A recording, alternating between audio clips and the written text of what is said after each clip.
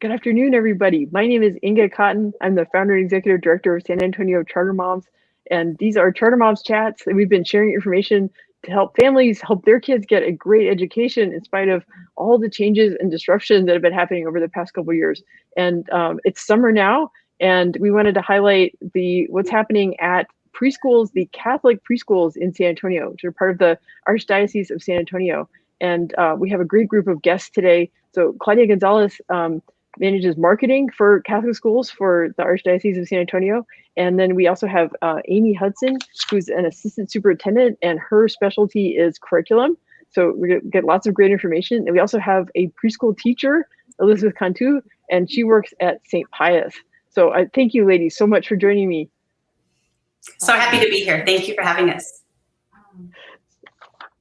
So I want to mention that we're publishing a guide to Catholic preschools in San Antonio and the surrounding areas, and there's a link to that blog post in the description of the video. I have not actually hit publish yet, but by the time you're watching this video, very likely the post will be live. So, and it'll stay there on the website, and we're going to keep updating it with relevant information, because I've seen lots of great changes coming from the Archdiocese from a communications perspective, like making everything a lot more user-friendly for families, like having the locator map on the website and stuff like that. So so I really encourage, this is gonna be a great conversation today, but I encourage every family to click through to the blog and really get those details there and find all the links and stuff. First question I want to send over to Claudia, and just talk about what's been happening in education for young children. I mean, we're living in kind of strange times, and the feedback I've been hearing from families is that some of them have been kind of postponing enrolling their kids in school, or maybe kind of opting out of preschool.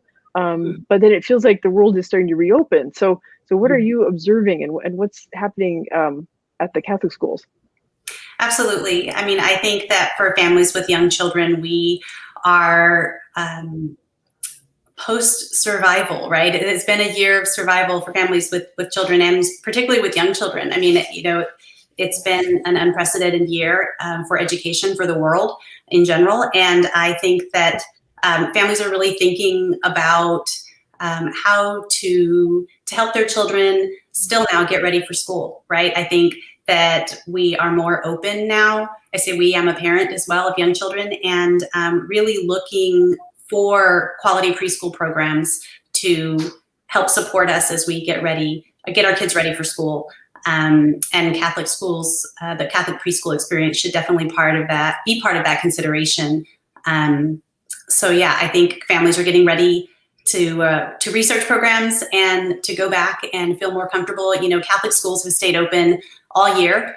We have offered an in-person experience all year, and all of our schools have done a great job in mitigating a lot of the risk at our schools and still providing the early learning experience that our young children need. So but as families look to go back, Catholic schools should be part of the considerations that I would say. I think that's Elizabeth or Claudia, that's a really important point you made about, I think Catholic schools, and this is true nationwide, but it's especially true in San Antonio, they were among the first to reopen, and just having a very, very careful, science-based, very teamwork approach of understanding how important it is for young children to have in-person interactions, but also taking the science seriously and working hard to keep everyone safe. And so I think the families who've been in Catholic schools during the pandemic, those kids got a high quality of education in spite of the disruption. So I really just from what I've read about what Catholic schools have done across the country, they're all heroes. They've all been working really hard to take care of children. Absolutely, I would agree. Yeah. Well, I want to talk in more detail about the benefits of the preschool offerings and early childhood offerings at Catholic preschools. And so I want to send it first to Claudia, but I also want to ask Amy to talk about curriculum stuff, and then ask Elizabeth to share stories about the classroom experience. So first we're going to send it to Claudia. Sure. Yeah. I think that, at Catholic preschools, I mean, there's magic that happens in every single classroom. I think, our approach is a whole child approach. So we're focusing on the school readiness skills, the early learning skills that children who are 3 and 4 years old need and are appropriate for this age. And we're also focusing on the social emotional elements that give them the confidence to be ready for school. And so, I would say that, we have 28 Catholic preschools in San Antonio and surrounding communities, including places like Fredericksburg and Castroville and Pleasanton, Uvalde. And all of those schools operate around a regular school schedule, so 8 to 3, but all of them offer an after-school program, ends anywhere from 5:30 to 6. So there is, it's a great opportunity for great support for families who need that extra care after school. So I think, we're accredited we have an accreditation process. The Texas Catholic Conference of Bishops have accredited our programs along with the schools. And so, the quality is there. We have recently redone our curriculum, and Amy can talk more about that. But I think overall, when you think about the Catholic preschool experience, it's a really well-rounded approach. Of course, we incorporate the whole child elements, as I mentioned, and also there's a spiritual incorporation, a faith formation element, really, things that are appropriate for young children. So thinking about knowing that there's a world bigger than them, and concepts like that. And the majority of our schools incorporate play-based activities. So 25% of our schools, so a quarter of them say that they are play-based preschools, but all of them incorporate some element of play-based activities. Our teachers, Elizabeth is case in point, our teachers are second to none. Our minimum education requirement for our preschool classroom teachers are associate's degrees or teacher certifications, but the majority of our preschool teachers have at least a bachelor's degree. The student to teacher ratio is low. We're a private school experience and really able to focus on the kids and support them in their development. So lots of great things happening at the Catholic school level, but Amy can talk more about the curriculum more specifically. Yeah. So a couple of the things that we have put into place this year that we've been working on are really making our curriculum more transparent and making sure that parents are partners and knowing exactly what that learning experience is for their students in the classroom. And whether this is with the pre-K kids or all the way through high school. And that's super important. So one of the things that we have rolled out is looking at this using the early childhood continuum that the state provides and making it very simple for the parents to know for the kids in pre-K 3 through pre-K 4 that it is a comprehensive program. So it's not necessarily a pre-K 3 curriculum, and although they would be most likely in a pre-K 3 classroom, the skills are on a learning continuum. It's not, if you don't get it on this day, you're done. And so that we're looking at that and developing the whole child. Another piece that I'd say we're very proud of is the social emotional aspect that we incorporate. And those pieces, our schools we're very fortunate to have the Kimochi program, and that the students work with that. And so lots of great things going on, and we're just continuing to grow. But the biggest thing I say is that we're looking at the growth of the students and putting them first. Yeah, that's so important. Okay, so I'm going to bring Elizabeth onto the big screen.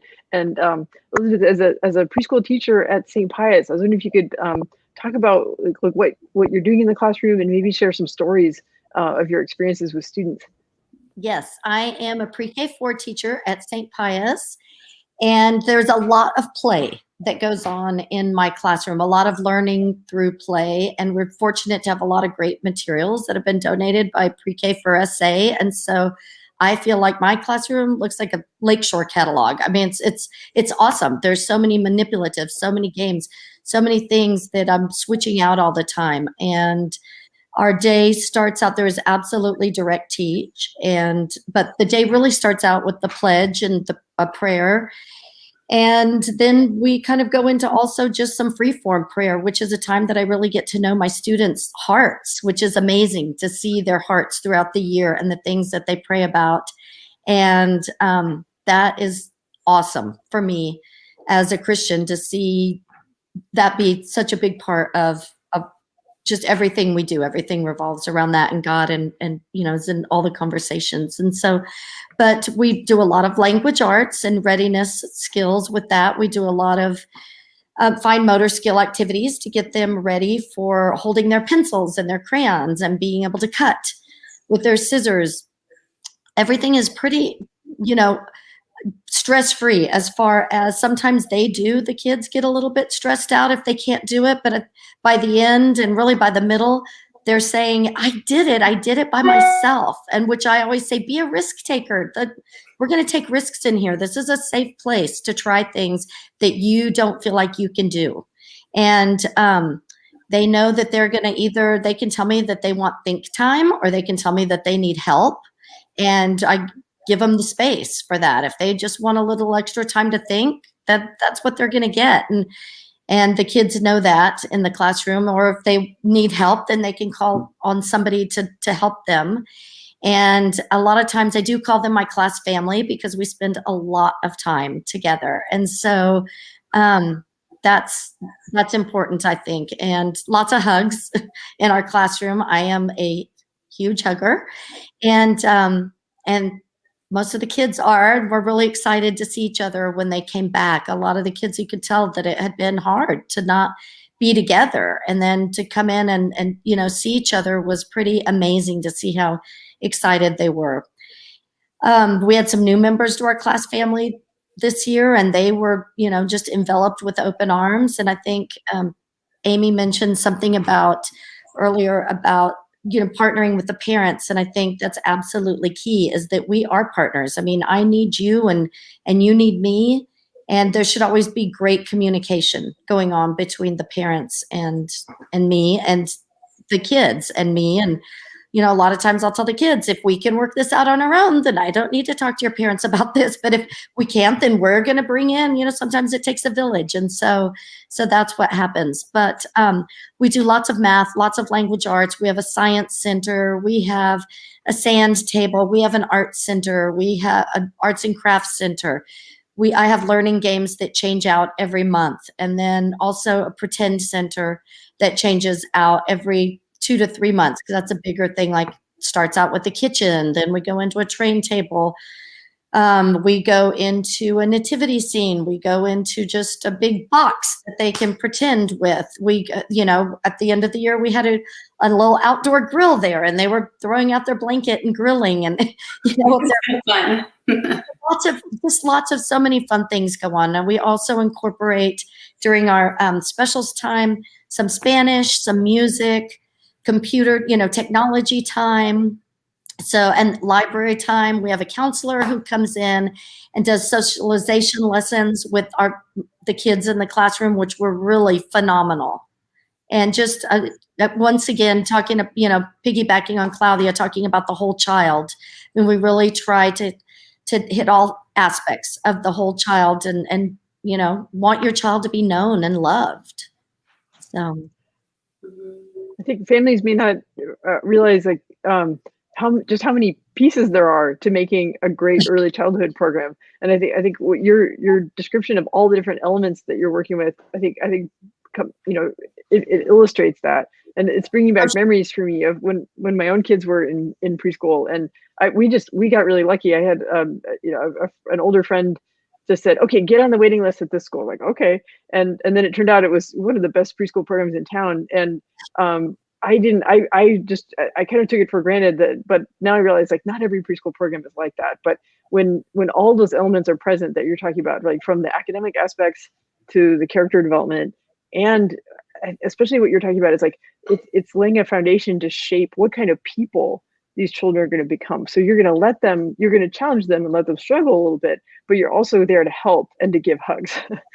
Yes. And one of the teachers, our first grade teacher at our school, one time someone said, what do you want your kids to be? And I just happened to be in the lounge, and she said, living saints. And I was like, that's a perfect answer.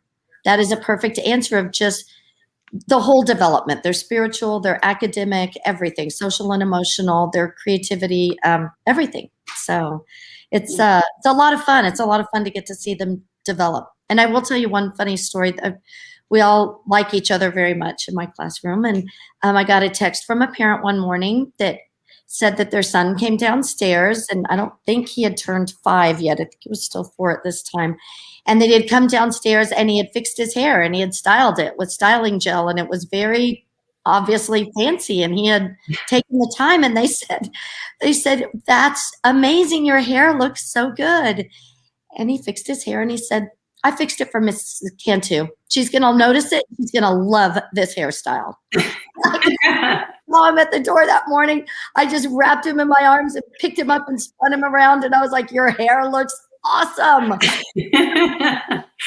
I love that story. I mean, it's so indicative of the love that happens in the classroom. And I mean, that little boy he's confident, you know what I mean? He's developing that comfortable, developing himself in that comfortable environment, and developing the confidence that he needs to get him off to a good start in school. And so that's beautiful. Yes. And it's a non-threatening environment to get them ready and just to see that growth. And I think that's probably what I heard from the parents the most, is just how much their kids had grown throughout the year. And so to do that in a loving, safe environment helps them take risks, because if they're ready to do things that are kinder or first grade skills, we're going to do it. And if they're not, we're going to keep practicing things that get them up to speed. I mean, it's really taking the individual children also, not just this is the program. And I think it was like, I don't know if Claudia or Amy said it, that, okay, we do this on this day and then you move on. No, it's not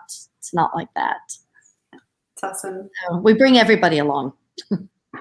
Yeah, those are Elizabeth. Those are great stories. I'm really glad. I'm so glad you're part. Because like I feel like everyone on this team, on this call is like, has great stories to share. But like those specifically, I'm going to think about that with the hair gel. How wonderful that he felt noticed. Like he felt like it wasn't, because I think that's something parents worry about. I think especially with boys, because sometimes early childhood environments can be kind of female centric, and sometimes the boys feel out of place, or they feel like they're always getting in trouble.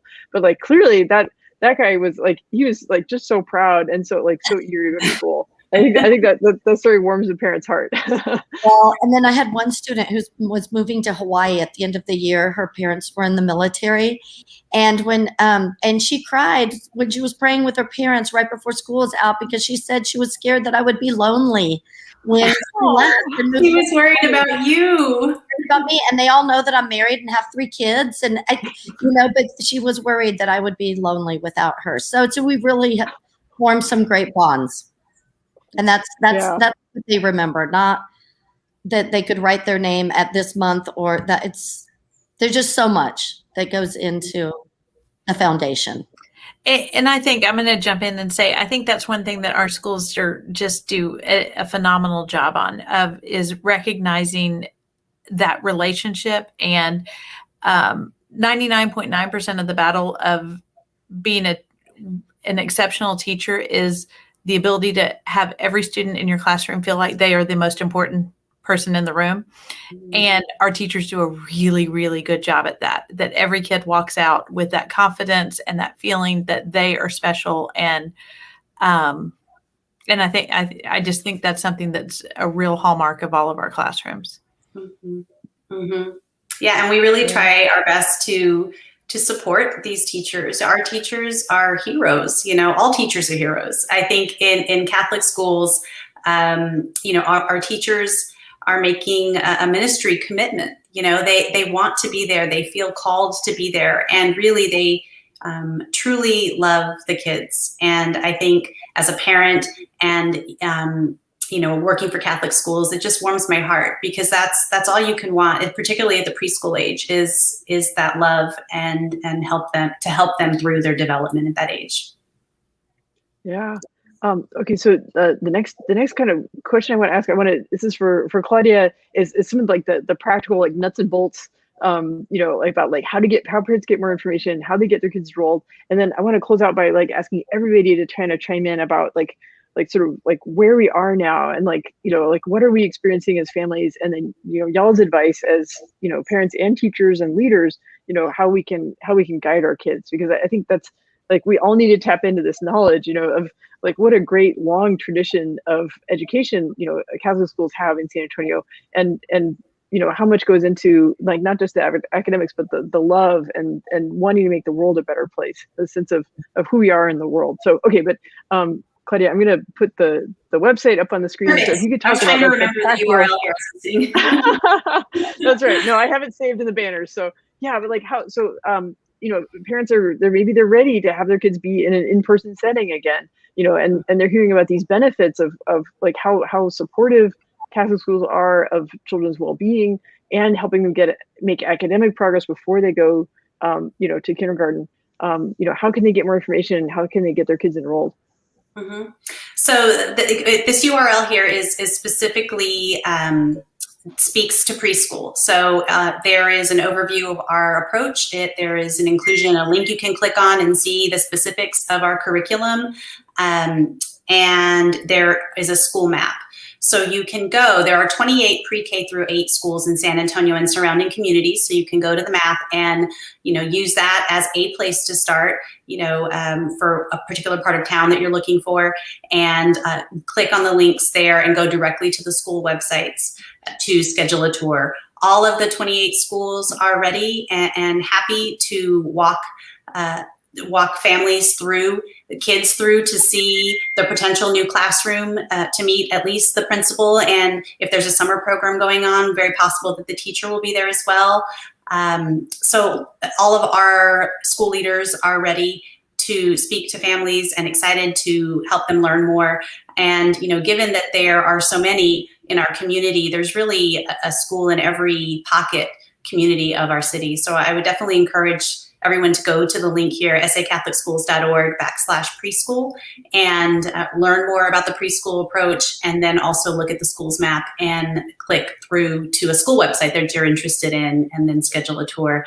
And all the enrollment is either, you can enroll online, you can work directly with the school office administrators and do a paper application if you need, and if the online is not available. So everyone's excited. I think that, for the most part, families are really looking to get their kids back in a more social setting, and our schools are ready for that too.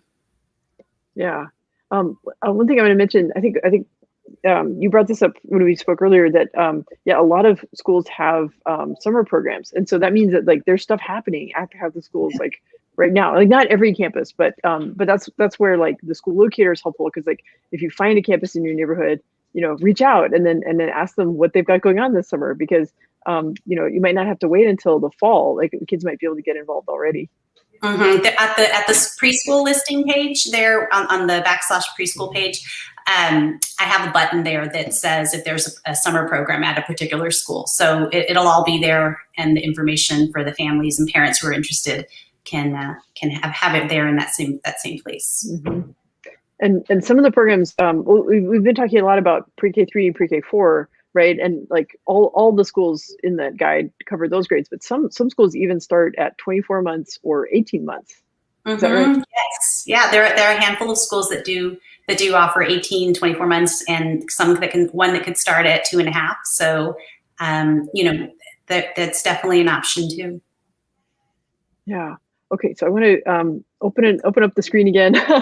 So I feel like this is just I every time I talk to my friends, I'm like, well, what are y'all doing this summer? Like, how are you managing this? And like, what do you think is coming this fall? And like, and we're sort of asking ourselves like, well, what impact has this had on our kids, and how do we support them as they kind of try to find resilience and try to restore who they want to be after all the changes that happened in the past year. So so I want to ask all of y'all to chime in and just say like, what's your advice for families, and what what can we do for our kids, and what can we be looking for in things like preschool programs to help our kids develop after going through such tough times. Mm-hmm. I would say I'll start. I have 3 young kids, and I would say that the best thing for families to do right now, if you're looking for a preschool program or interested, or if even in this conversation we've tweaked an interest, the best thing to do is to go to the school and get a feel for the campus. Get a feel for the school leader, whoever it is that you're going to meet with, the principal, the development or the admissions person, and really follow your instinct. I mean, it's the thing as moms that we all have been told, and it's so true, particularly when you're thinking about schools. I think that's why we're here, is to help everyone learn more about the Catholic preschool experience and the value, Inga, of your nonprofit and what you guys do, is that, there's so many options, and we want to be able to fill in that information about what the Catholic school system and the preschool program have to offer. So go to the schools, get to know as much as you can the leaders, and then follow your instinct. I agree. There's a lot going on at St. Pius right now. We do have a summer program going on. I'm getting pictures of kids from my class that are fishing and catching fish at Morgan's Wonderland and doing all these wonderful things. So I think it would be great to go visit. I completely agree with Claudia, because you get the feel for the school and the kids and just the energy and the atmosphere. And to book a tour or go pop in on the summer school program, go look at the classrooms. It's, a lot of them are probably packed up a little bit, but you get an idea of all these things. And I think that is the best way. And absolutely, I would just echo that same thing, that they, our campuses that are all individual entities and all have their own personality. Mm-hmm. And so it's important to find the exact right fit for your child. And as the parent, you're the advocate. I have 4 kids, and every single one of them is different. It would be way easier if they were the same. but you have to find the exact fit for your child. But I can guarantee you, at any of our campuses, they will be loved, they will be respected, and they will be honored. Yes. Well, I think the common theme I'm hearing is get out there, see for yourself, and trust your instincts as a parent, as a mother. And I think that's really good advice. And I'm noticing, like, I've been able to go on school tours, like schools that are just breaking ground, schools that are renovating, and it's like the energy to actually be in a school building after doing remote work for so long. It's just night and day. And I think that for like if we've gotten used to the idea of like, okay, well, I'll just call, I'll just check the website. It's like, no, get out there and see for yourself. And then you'll get a much better sense of what the possibilities are, and like what the vibe is, what the people are like. Because there's a whole world of possibility out there. We just need to change our habits and, get used to thinking about that these things are possible, and not just always closing in like we kind of were for a couple of years. Yeah. Yes. And I think it's a night and day for the kids. You mentioned that it's a night and day for the kids to be back in the classroom. It's amazing just to see them, how happy they are to be doing things and engaged and challenged. And it's hugged and, talking to other people. Yeah. And I think teachers have done a great job meeting the challenge on Zoom, but nothing beats being in person. So go look, go find out. Yes. Yeah. And I mean, Catholic schools really showed leadership in, providing in-person experiences. And I'm optimistic that in this coming year that more and more students will be able to go to school in person and, pick up crayons, pick up scissors, learn those skills, have interpersonal interactions among children, right, where they have to learn to manage their emotions and how to express themselves and, and give lots of hugs. They can show off their hair gel. Lots of fanciness. Yeah. Well, this is great. Okay. Well, do you want to do just a quick round, offer a piece of advice? Oh, I'm going to put the website back up on screen. So how about Claudia and then Elizabeth and then Amy, just want to offer just a short piece of advice for families, how to enjoy your summer. Enjoy the summer. So many things to do. I think, follow your instincts on what your kid needs this summer. As Amy mentioned, they're all different. And, if you're looking for a quality preschool option, definitely consider Catholic schools. And follow your instinct. Yeah. I think Elizabeth, do you have advice?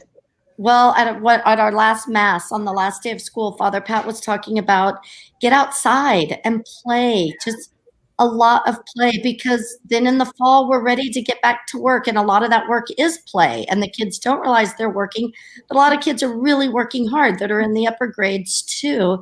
And so get out and play and enjoy being a child, enjoy your family time. Yep. In the outdoors, and just, and being around other people where you can. Yeah. And I would say that same thing. I just play. So much we can learn through play. And yes. Well, that sounds great. This has been some great advice. I learn so much from having excellent guests like you all. And I'm really, I'm grateful for your time and for, helping craft the blog post so we can, raise awareness about what's happening at preschools in the Archdiocese of San Antonio, that there's great stuff happening at preschools, at Catholic schools. And there's 28 of them in the region, which is just so many. Yeah. Yep. Great opportunities. Yeah. And I think, we talk about the Lord being our rock and our foundation, and a rock, and not building our house on sand. And pre-K is the foundation for everything else that comes after. And if it's fun and loving and safe, I think there's nothing better. I still remember my pre-K 4 and 5, 4 and 5 teachers. Well, we had kinder 4 and 5. It was pre-K back then, but I still remember their names. It's just, it makes all the difference. It's a great foundation. Yeah. A great rock to build on. Yeah. Mm-hmm. Well, on that note, we'll close this out, but this has been a wonderful conversation. Thank you so much for joining me. And I look forward to visiting more campuses. Claudia, I'm going to be bugging you for some school tours. For sure. Yes, absolutely. Anytime. Thank you so much for having us, Inga. Thank you very much. Thank you so you. much. Okay. Bye.